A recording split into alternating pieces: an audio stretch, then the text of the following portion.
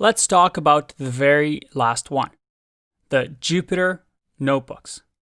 Now, this one is really interesting. And it's very popular with data scientists and machine learning people because, well, let me show you instead of explaining it. In order for us to use Jupyter Notebooks, we can actually go to anaconda.com. No, this isn't a snake website. This is a distribution, a platform that allows us to download a ton of tools that Python engineers use. And like I said before, a lot of data scientists, a lot of people who are working with machine learning would download Anaconda because it comes with all these tools that we need to be productive instead of downloading them one by one. And here's the thing. You can actually just download Python with Anaconda.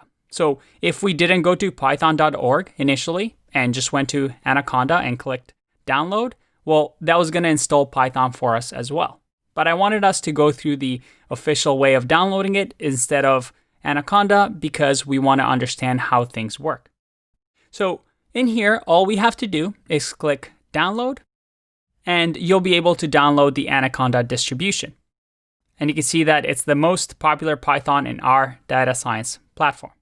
And you can see that when you download Anaconda, it comes with a lot of things that we're going to use throughout the course, such as Jupyter Notebooks. It comes with different plugins like NumPy, or Bokeh, or Pandas, or even TensorFlow. A lot of things that data scientists use. Now, if you scroll down, it will detect whatever machine you're on. So you can download based on your version. So if you're on a Windows, you might have to click Windows and make sure you download version 3.7 or higher, and based on whatever computer you have. Most of you will probably have 64-bit. That's something dependent on your machine. If you're on Linux, again, you'll have different options as well. Now, you can click on download here, or you can even click on documentation, read more, and go to installation. Here, it'll have a step-by-step guide on how to install Anaconda. Now, I want to give you a warning. You don't have to do this optional number 2 step, which is to verify data integrity. This is something that you do for security reasons to make sure that you're downloading the right package. So that is completely optional. You can skip it over, and you can walk through the steps to make sure that you install it properly. Now, one of the things that you'll get is this option, especially on Windows, to add Anaconda to my path environment variable. I recommend, and they do as well, to not click here. Because remember, we've installed Python initially already. So by clicking that and adding it to the path, it's going to conflict with an older version of Python that you may have installed a couple of lessons ago.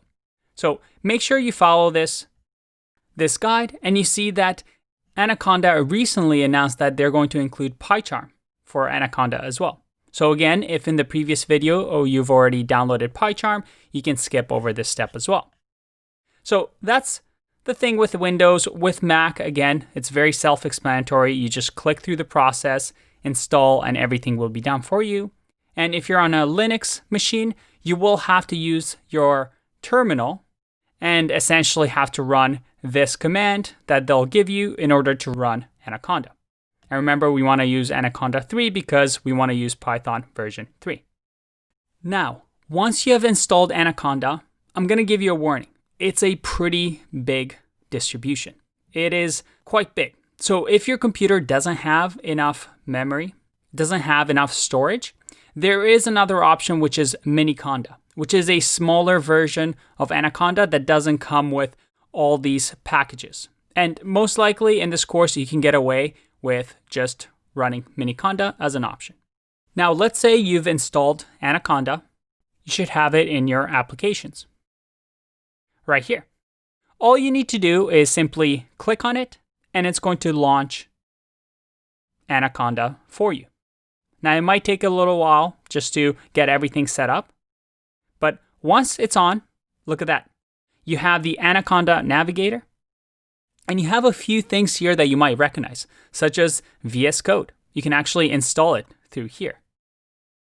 You can use things like Spyder, another IDE like PyCharm. You can also have things like RStudio if you want to get into R programming and really focus on data science. But the one we're really interested in is the Jupyter Notebook. Jupyter Notebooks are extremely popular notebooks that if you're doing any sort of data science or machine learning with Python, you're for sure using. I love them, and you'll see why in just a second. Now, you might have to install this if it wasn't installed, but otherwise, once installed, you can just click on Launch, and let's see what happens. Did you see that? It opened up my browser, my default browser, and it took me to localhost 8888. Now, if this doesn't happen for you automatically, you might have to just type in manually into the browser localhost 8888. But otherwise, it's going to open up this for me, which right now, if you look at it, we're in our desktop. I can open my Python files if I want to. If I click on them, look at that. I get my Python files that I can edit and type things into. But this isn't really why we want to use Jupyter Notebooks. Instead, we want to create a new Jupyter Notebook. I'm going to click on New and make sure that we select Python 3. Once I click on Python 3, we get a new Jupyter Notebook. And this notebook, which is untitled, we can just name it My First Notebook. I'm going to rename and check this out. If I go to my desktop, I have some folders here. I have a hidden folder, which is the checkpoints folder, which is Jupyter Notebooks keeping track of my files. And then I also have my first notebook.ipynb. This stands for IPython Notebooks, which is what Jupyter Notebooks used to be called. As you notice, they are not .py Python files. There's a special type of file, the IPython Notebook file, which can be opened with Jupyter Notebooks. Now, the reason we have a browser here is that Jupyter Notebooks needs a GUI or graphical user interface for us to write this. It's not a code editor where we have the code editor screens. Instead, it's using the browser to allow us to run this program. Even though it's using the browser though, you're able to run this offline. So if you're on an airplane, you can still run your Jupyter Notebooks and practice coding. Now, the way Jupyter Notebook works is using these cells. So these cells I can print or I can write different code in Python. So if I do this, I can click Run, and look at that. Right away, it gives me the output. And now I have a second cell where I can say, let's say 4 plus 5. If I run this, look at that. I run a different cell with a different output. Now, instead of us always constantly running run, we can also just use the shortcut Shift and Enter to actually run the code. So let's say, for example, we're doing is 5 greater than 4. I can run Shift Enter, and it gives me the answer right away. Now, the beauty here is that it's almost like creating notes for yourself, right? I'm able to run different cells, see different outputs, get immediate response to my code instead of in a code editor or an IDE where I had to write everything in one file and everything ran at once. And as we get into machine learning and data science and data visualization, we'll actually see that we use Jupyter Notebooks because they're so easy to visualize these results. Now, one other thing with Jupyter Notebooks that is really, really nice is this idea of the notebook, where instead of just always having code, which you can see over here, if I click on the drop-down menu and click Markdown, I can now type text like, this is my first Python or Jupyter Notebook. And I can write different sort of notes here. And once done, I can do Shift Enter. And look at that. I have my notes in this book.